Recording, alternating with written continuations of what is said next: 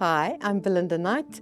I'm the Managing Executive of Stellenbosch Business Institute, and I've been in the industry for many, many years. So whatever we're going to be discussing comes from a place of deep insight, of a lot of work that's been done in that space. So there's a lot of leadership development that's going on, and there's a place for it. But I think one of the things that COVID taught us is that we have to be thinking forward.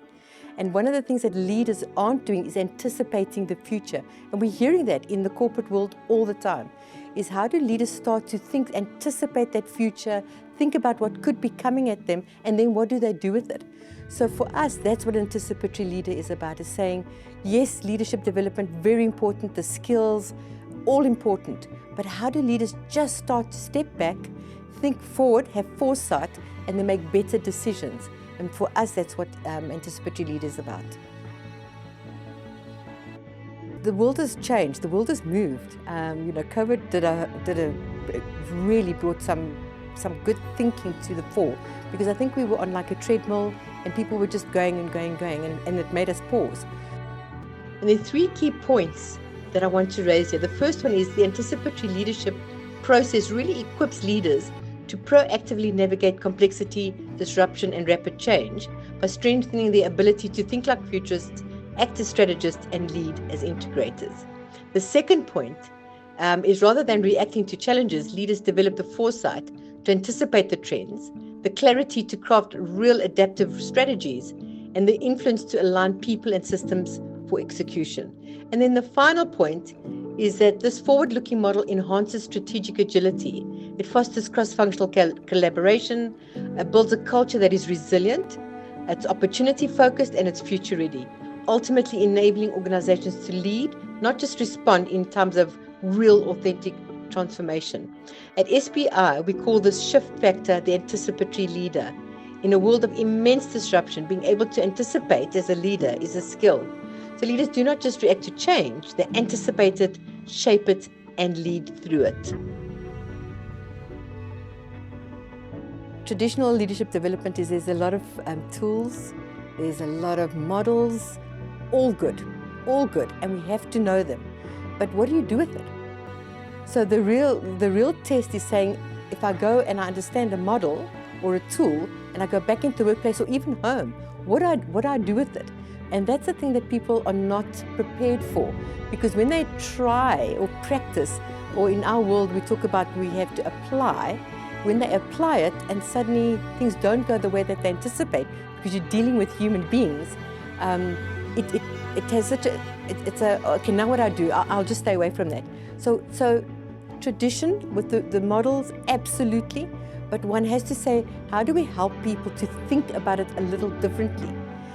Because it's only when you think about it a little differently that you're able then to say, right, how do I make this work, and how am I comfortable to make this work?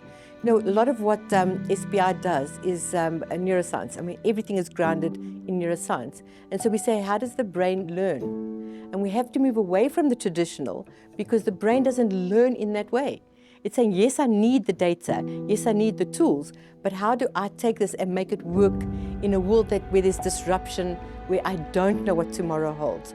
So for us, it's saying, not just moving in that space of tradition, but say moving beyond. What does that beyond look like?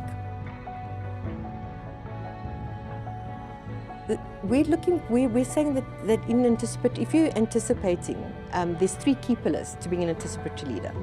And this is researched, it's not something that we've made up. The first pillar is being a futurist, and that's not saying looking in a crystal ball and going, where's the economy going today, where's it not going? It's not about that at all. It's being able to look around corners. It's being able to anticipate what could come, what are those different elements, scenarios. If I understand the world that I'm in and the workspace that I'm in, what could come at me?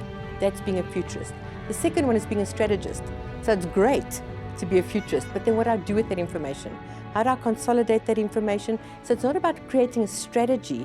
It's saying I'm thinking more strategically about what I do with this information. So it's for a strategist is, how do I collect the dots to connect the dots?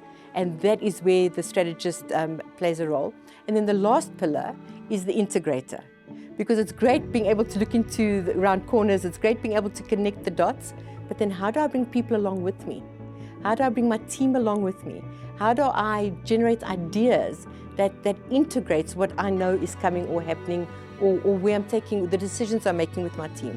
So for us, the anticipatory leader at the end of the day is being able to thrive in disruption. It's that they have foresight, that they are not just, they're shaping the future, and they're leading through whatever disruption appears. So yes, absolutely. For us, it's saying you have to be all three. You have to be the futurist, the strategist, and the integrator at all levels in business if the organizations are going to thrive.